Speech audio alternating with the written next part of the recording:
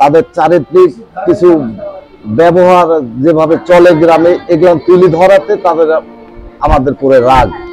আজকে রাস্তা দিয়ে আসতেই গলি দিয়ে বাড়ায় আরো পাতলে ভাবে আমাদেরকে মারধর করে এবং পুলিশ এসে তাদের পক্ষে কথা বলে।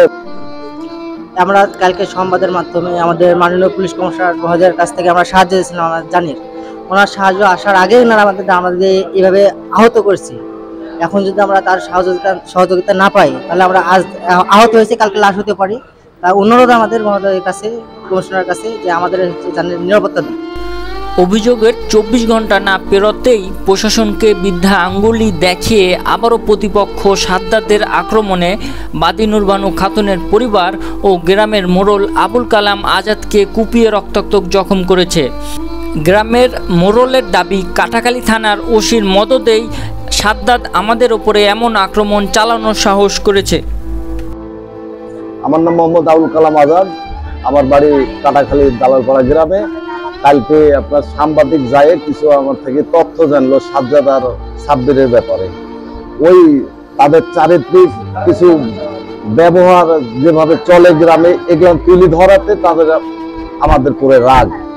আজকে রাস্তা দিয়ে আসতেই গলি দিয়ে বাড়ায় আরো পাতলে ভাবে আমাদেরকে মারধর করে এবং পুলিশ এসে তাদের পক্ষে কথা বলে এবং তাদের কাছেই তারা পুলিশ ভালো, আমাদের পক্ষে কোনো ইয়ালাই না।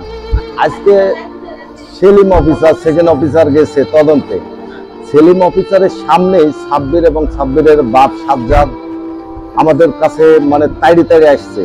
সেলিম দারোগাও কিছু বলছে না এবং আমরাই বললাম যে শোন, বেশি বাড়িস নি, ক্ষতি আছে। এই করেই মানে আমাদের মানে অফিসার আসার পরে এরকম কাণ্ড ঘটাইছে। জেদ ধরেই আজকে আমার এক চাচাকে তাড়া করে, তারা রবুল চাচাকে, জি তারপরে বাধা দিতে যাইতে মানে আমাকে উল্টে মারে দেয়। জি বাধা দিতে যায় তখন উল্টে আমাকে মারে, রামদাদি খুব মারে, মাথাতেই লেগেছে, একটা একজনের আপনার পিঠে লেগেছে। গতকালকে ভাই আপনার নিউজ স্ক্রিনে যাওয়ার পরে রাত্রে বাসায় অনেক ট্রাভেলিং করে আমাদের সাথে ওনারা, আমরা কোনো কথা বলি না। পরবর্তীতে আজকে যখন আমাদের পক্ষে পুলিশ যাওয়ার পরে আমাদের মোড়ল সাহেবকে ডাকে। মোড়ল সাহেবকে ওনার মেয়ে বলে যে তোর মুখে জুতা মারবো, তুই যদি এখানে আসিস, বেফাস গালাগালি করে। পরবর্তীতে আমার রবুল নামে একটা মামা আছে এলাকার, উনি যায়, ওনাকে বলে দালাল তুই কথা বলে তোকে হাসি দিয়ে কুয়াই কাটবো দিয়ে। এভাবে ঝামেলা হওয়ার পরে পরবর্তীতে যখন পুলিশ চলে যায় তখন আমার রবুল মামাকে রামদানি ওনার ছেলে তাড়া করে।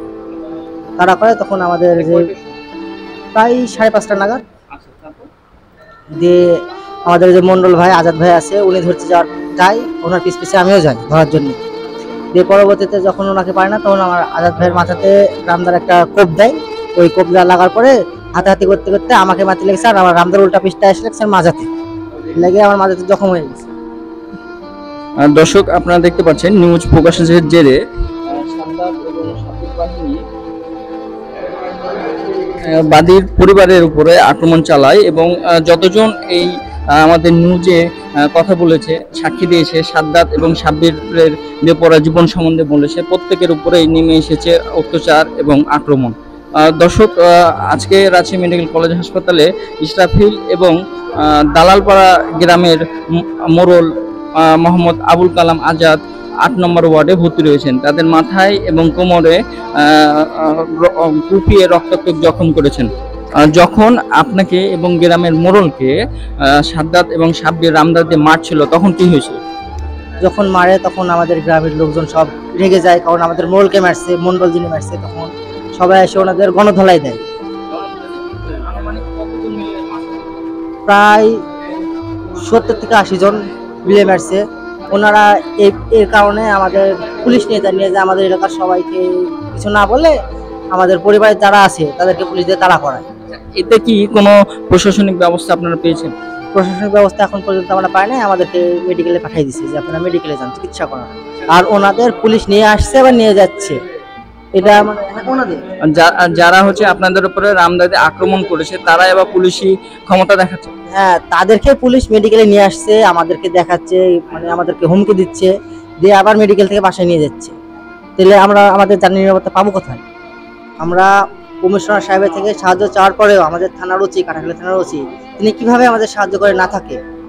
তিনি কেন ওনাদের আমাদের যারা মারে তাদেরকে নিয়ে বেশি ইয়া করে, আবার আমাদের নামে কেস দিতে চায়, হুমকি দেয় যে তোরা বেশি বাড়াবাড়ি করলে তোর হুমকি করবো, তোকে যা করছে তা করুক। এটা ওসি।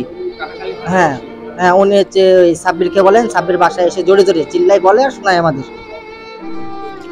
আমরা কালকে সংবাদের মাধ্যমে আমাদের মাননীয় পুলিশ কমিশনার মহোদয়ের কাছ থেকে আমরা সাহায্য দিয়েছিলাম, আমার জানির ওনার সাহায্য আসার আগেই ওনারা আমাদের এইভাবে আহত করছে। এখন যদি আমরা তার সহযোগিতা না পাই, তাহলে আমরা আজ আহত হয়েছে, কালকে লাশ হতে পারি। তার অনুরোধ আমাদের মহোদয়ের কাছে, কমিশনারের কাছে, যে আমাদের হচ্ছে জানের নিরাপত্তা দিক।